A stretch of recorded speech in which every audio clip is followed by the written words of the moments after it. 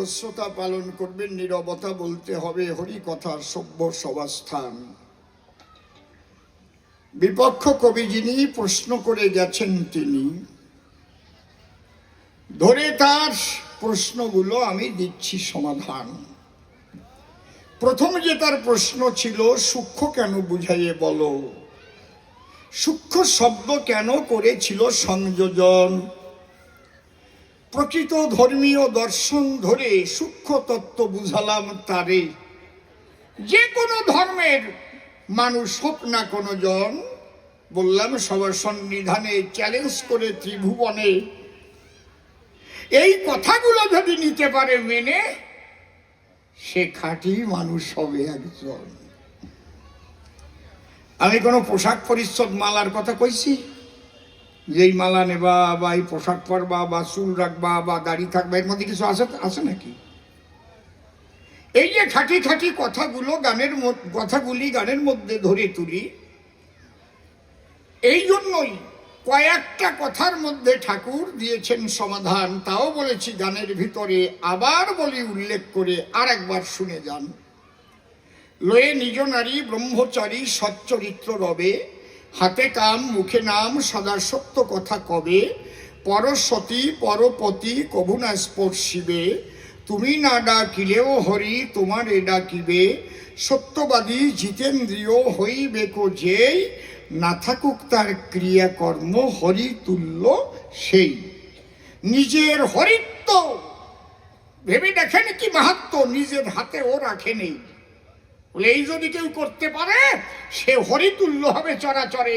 তার পূজা দিলে পরে হরি পূজা হয়। আমার কথা না, তার গোসার কলমে কাজ হবে না, কোনো মলমে লেখা আছে হরি নীলাম্বিতের পাতায়, কি সত্যবাদী জিতেন্দ্রীয় হইবে কো যেই, না থাকুক তার ক্রিয়াকর্ম হরি তুল্য সেই। সেই সূক্ষ্ম সনাতনের তত্ত্ব সভা মাঝে কহিলাম সত্য, তুমি হয়ে ভাবুন মত্ত করিও শ্রবণ, তোমাকে আজ আমি নূতন হেরি, তুমি সদানন্দ ব্রহ্মচারী। তবে মনে মনে তোমার একটু দম্ভ ভারী, তুমি একটা গল্পের অবতারণা করেছ সবার সদন। মনে করি ভাবনা, আমি হালকা রসের মধ্যে বেশি যাব না। আমার এখন সেই বয়স আছে, কন্ডি দেখি 66-67 বছর বয়স হয়ে গেছে। ওকে মতোই কথা কু কথা কোয়া ঠিক হয়? ও গল্প দিছে, কার বোন নাম বলে সুচিত্রা, সে বাড়ি যেয়ে কইছে সুচি। আর কার বোন নাম নাকি বিচিত্রা, সে বাড়ি যেয়ে কইছে ও বিসি। আর ওর বউ কইছে আয় তোরে শেষি, যেমন পেঁচা তেমন পেঁচি।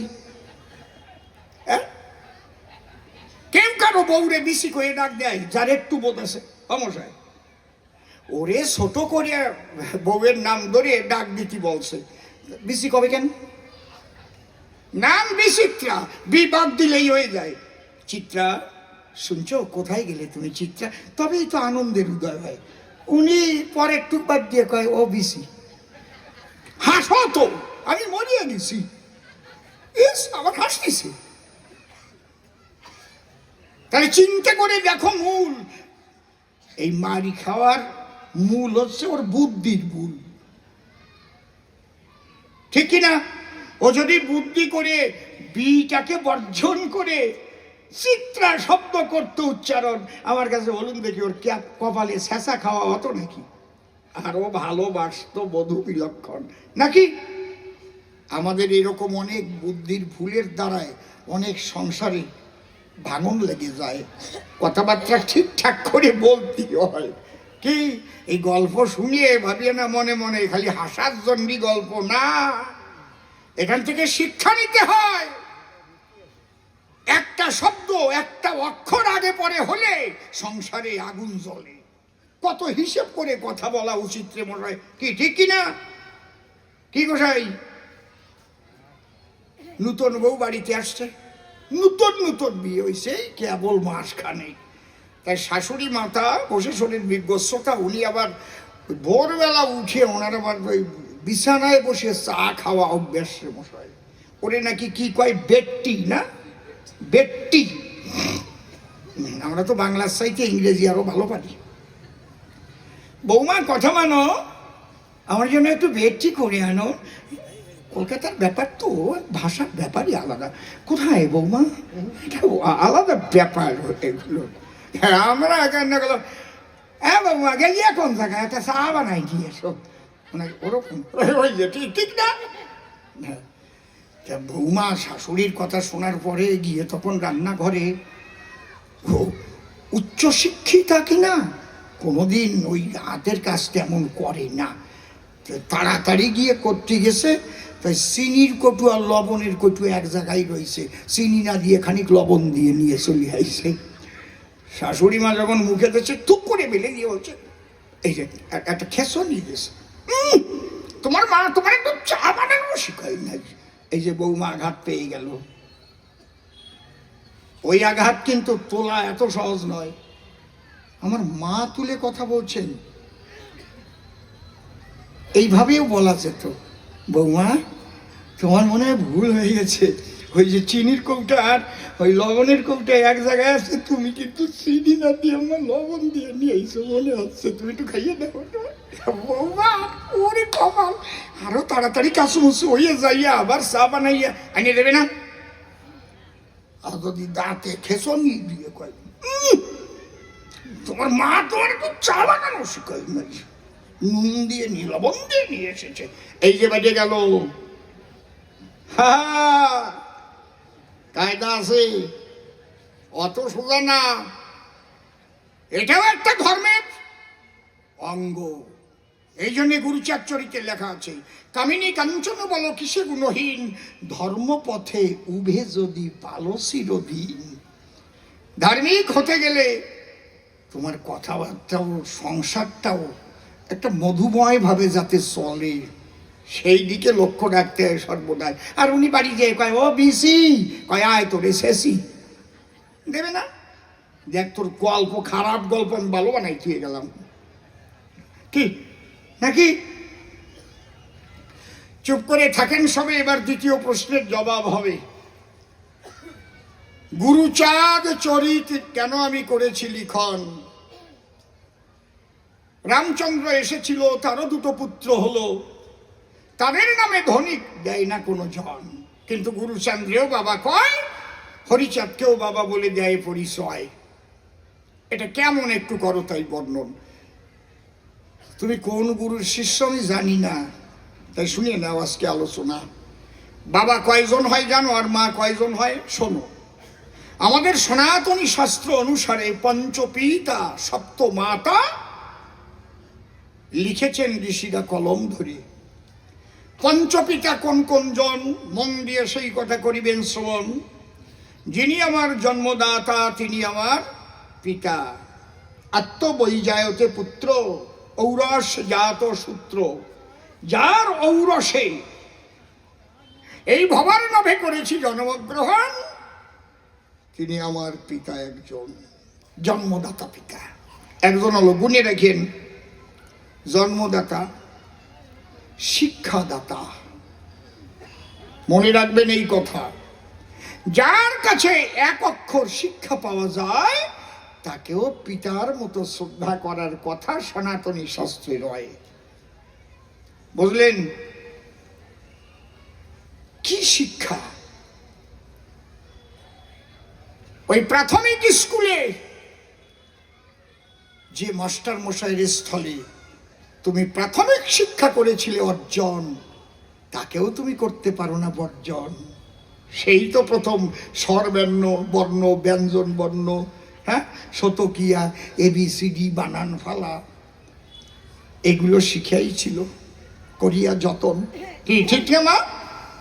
তারপরে গেলে হাই স্কুলে, তারপরে উন্নত হলে নলেজে, পড়তে গেলে কলেজে, তারপরে ইউনিভার্সিটিতে গেলে। এই শিক্ষক, এই পিতা আবার দুই প্রকার, কাণ্ড বড় চমৎকার। জাগতিক শিক্ষায় শিক্ষিত করে যেই জন, পিতা বলে প্রণাম তারে আমি করি সর্বক্ষণ। আর আধ্যাত্মিক শিক্ষা যে দেয়, এই জন্য গুরুকেও বাবা বলে ডাকা হয়। এক কথায় যার কাছে শিক্ষা পাওয়া যায় সে বাবা। বাবার মতো সম্মান যদি করতে পারে, সেই ছাত্র মানবের কল্যাণকামী হয় নিশ্চয় এই চরাচরে। ট্যালেন্টেড হতে পারে, ব্রিলিয়ান্ট হতে পারে ভাই, যার গুরুজনের প্রতি ভক্তি নাই, সে যত বড় শিক্ষিত হোক, বসে শোনেন জ্ঞানী লোক, তার দ্বারাই জগতের কল্যাণ হওয়ার উপায় নাই, নাই, নাই। 3 বার বললাম আপনাদের ঠাই। অনেক শিক্ষিত মানুষ আছে, গ্রামের চোর আপনাদের কতটুকু ক্ষতি করতে পারে, শাবল নিয়ে যাবে ঘরে, কয় টাকা চুরি করে, কিন্তু ওই যে উচ্চ শিক্ষিত যারা, ওই শিক্ষাহারা, তাদের দ্বারা এক এক বোতাম টিপে কোটি কোটি টাকার দফা সারে, জনগণের টাকা মারিয়ে। খারাপ কথা করছি না তো নাকি? ঠিক ও বাবা না, ফাঁকা করে নিয়ে যাবে। তাহলে জন্মদাতা পিতা, শিক্ষাদাতা আর এক পিতা, মনে থাকবে তো এই কথা? আর কি? অন্নদাতা, নিরন্নকে অন্ন যেবা করে দান, তাহাকেও করিও তোমরা পিতার সম্মান। অত্যন্ত ক্ষুধার্ত ব্যক্তি যদি ঘুরিয়ে বেড়ায়, এক মুঠো অন্ন কেউ দেবে আমায়?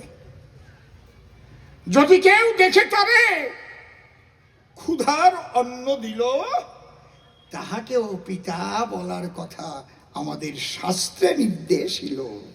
অন্নদাতা পিতা। আচ্ছা, এই যে লকডাউন হয়েছিল, একটা মানুষও কি না খেয়ে মরে গেল ভারতবর্ষে? কন্ত লকডাউনে ওই জায়গাতে মুখে কি যেন বান্ধি আমরা করতাম, মাস্ক কি যেন আইছিল, ওই রোগটার নাম কি যেন? হ্যাঁ, মনে আছে তো? যদি বউয়ের হয় করোনা, স্বামী কয় সরোনা। করোনা একটা কাজ করিয়ে থুয়ে গেছিল, বললেন, দেশ বিদেশে এই প্রেমিক প্রেমিকার চুমুয়া খাওয়াটা বন্ধ করিয়ে থুয়ে গেছে বাইরে। আরে কথা নয় অসঙ্গত, আগে দেখা মাত্র বিদেশে গেলি চুমু খাতো, আর করোনার বয়টা খায় না এখন। এখন আবজোর করে বাইরে বাইরে।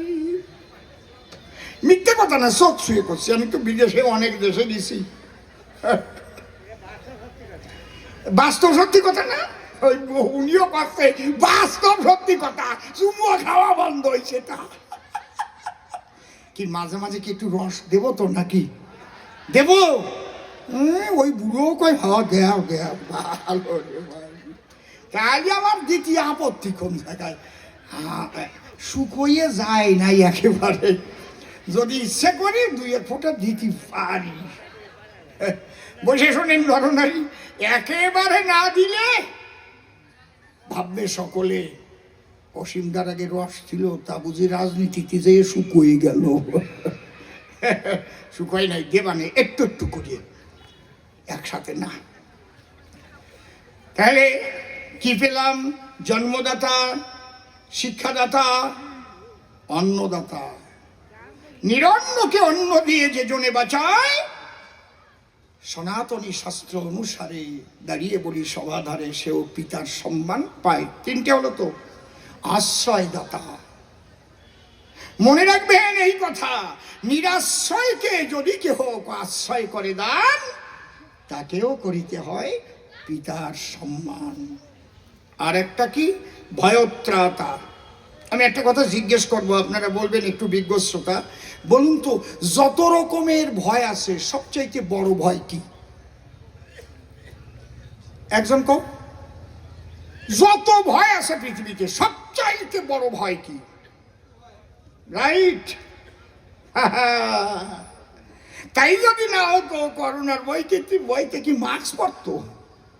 মরণের ভয়ের উপরে আর কোনো ভয় নাই। আপনাদের আছে জানা, কেউ কিন্তু মরতে চায় না।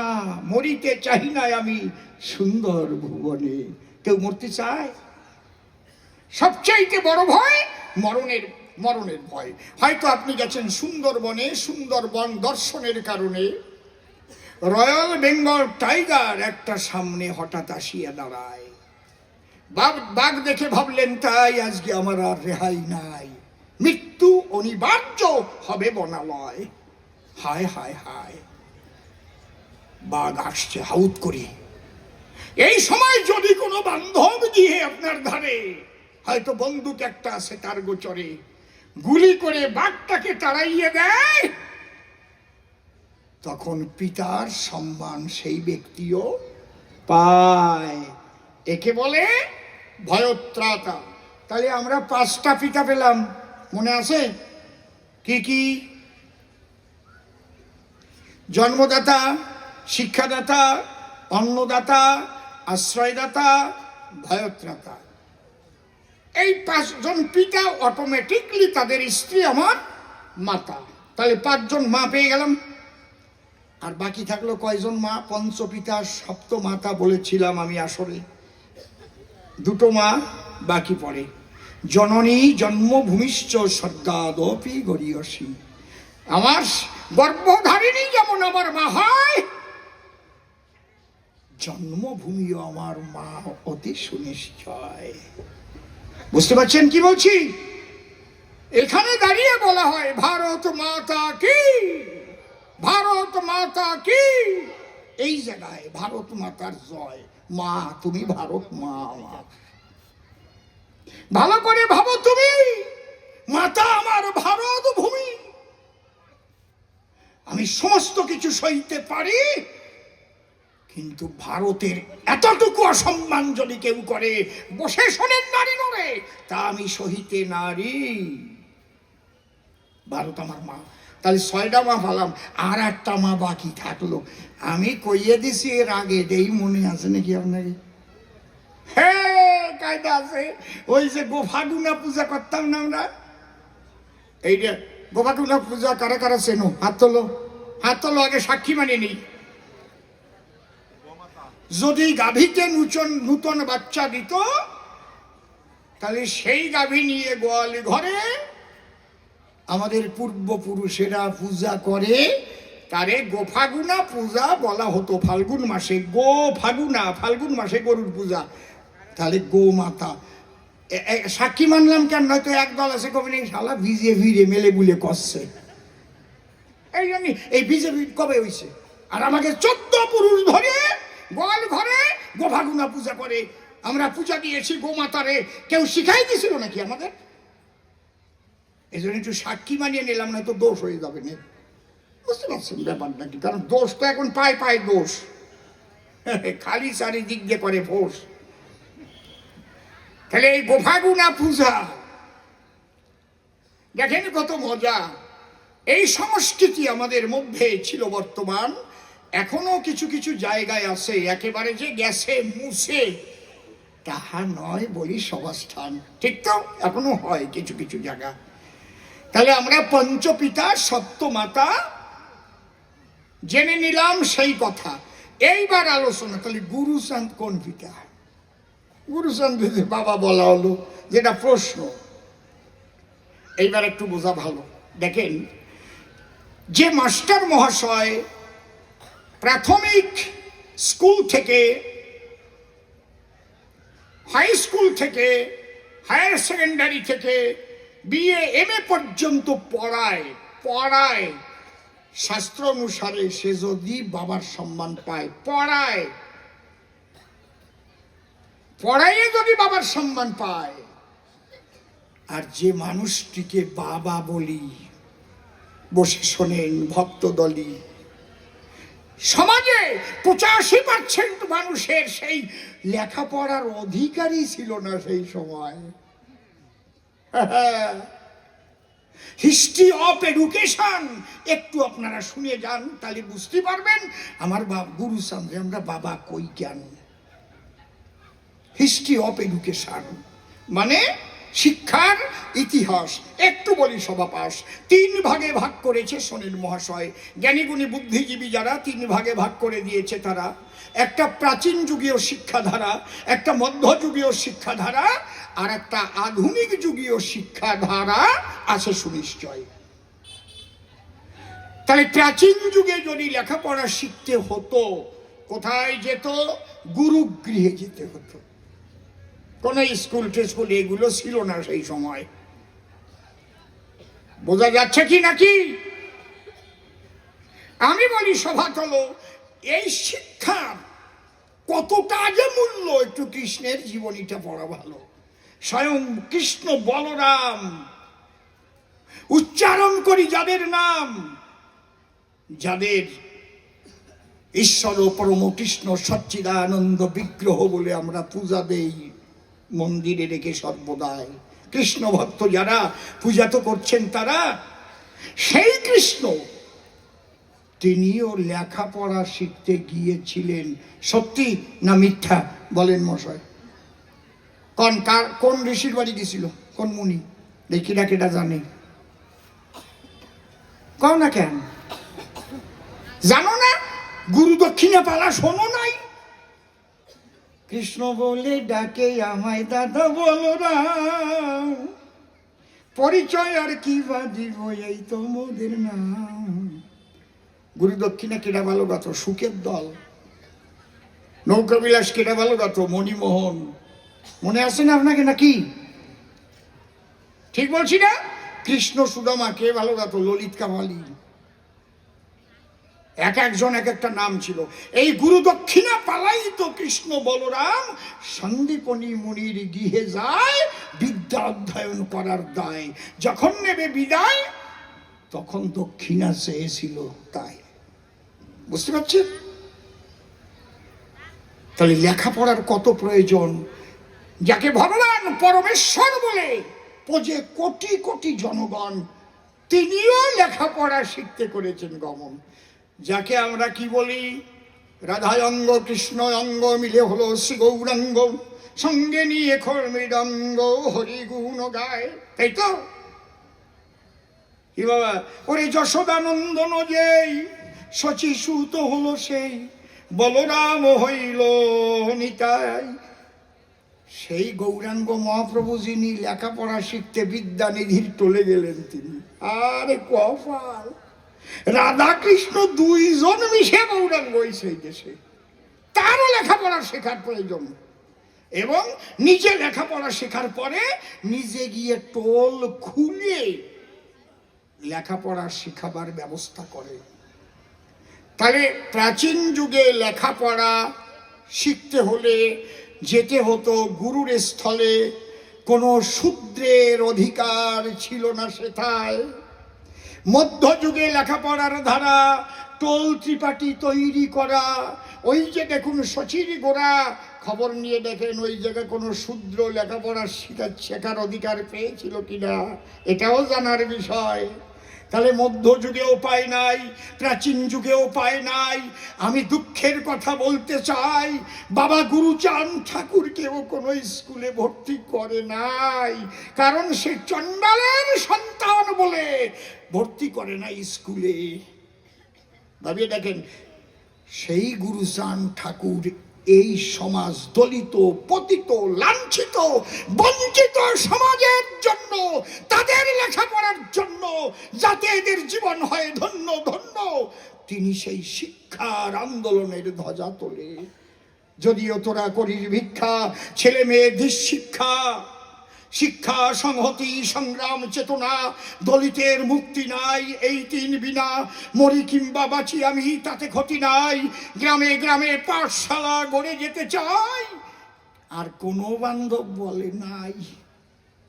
যে লেখাপড়া শেখার তরে আমরা ভগবান বলে পূজা করি যাদের, তারাও গিয়েছিল মুনির ঘরে, নিজেরাও টোল তৈরি করে করিয়েছিল বিদ্যা অধ্যয়ন। বসে শোনেন সুধীজনা, কিন্তু দলিত পতিত লাঞ্ছিত বঞ্চিত সমাজের মানুষকে অধিকার দিল না। সেই অধিকার বাবা গুরুচাঁদ ঠাকুর ছাড়া আর কে দিয়েছে? আর তাকে কেন বাবা বলবো না? কোটি কোটি বার বলবো, বাবা গুরুচাঁদ, বাবা গুরুচাঁদ, বাবা গুরুচাঁদ, বাবা গুরুচাঁদ, বাবা গুরুচাঁদ। আজকে আমি কথা বলছি বাবা গুরুচাঁদের দয়ায়। গুরুচাঁদ দেশে এসেছিল বলে হয়েও একজন শূদ্র ঘরের ছেলে আজকে দেশ বিদেশ ঘুরে বেড়ায়। এই অধিকার বাবা গুরুচাঁদ আসার পরে আমরা পাই। তোমরা কৃষ্ণ ভক্ত যে হয়েছো, কালী ভক্ত যে হয়েছো, যে যা ভক্ত হয়েছো, আমার হরিচাঁদ গুরুচাঁদকে যে সম্মান না করে তার মতো বেঈমান নাই এই চরাচরে। সে হচ্ছে সবচাইতে বড় বেঈমান বলে গেলাম এই আসরে। তুমি কি ভজন করো দেখার দরকার নাই, বাড়ি একটু বাবা হরিচাঁদ গুরুচাঁদকে দিও ঠাই, দিনান্তে একবার বাবা বলে প্রণাম করো তার চরণ তলে।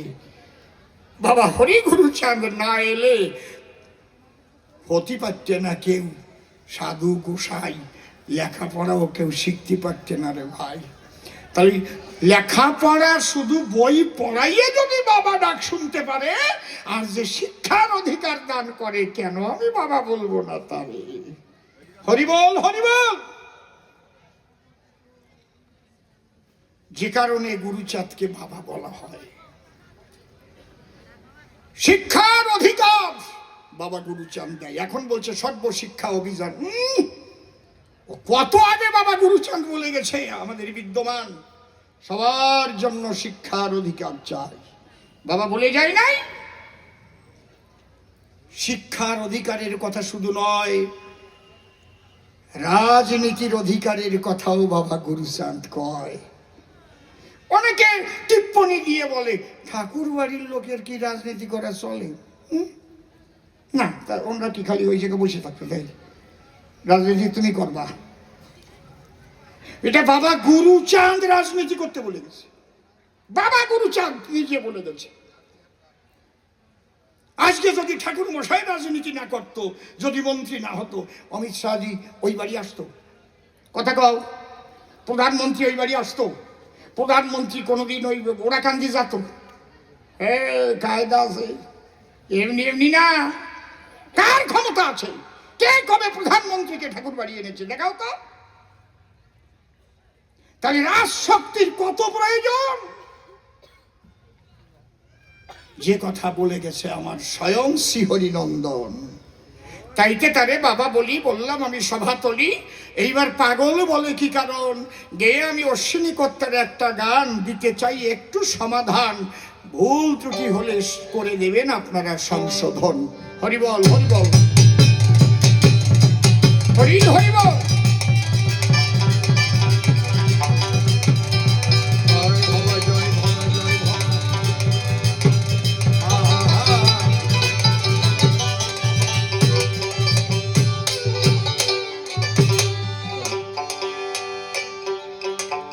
পাগল দুইবার হয়।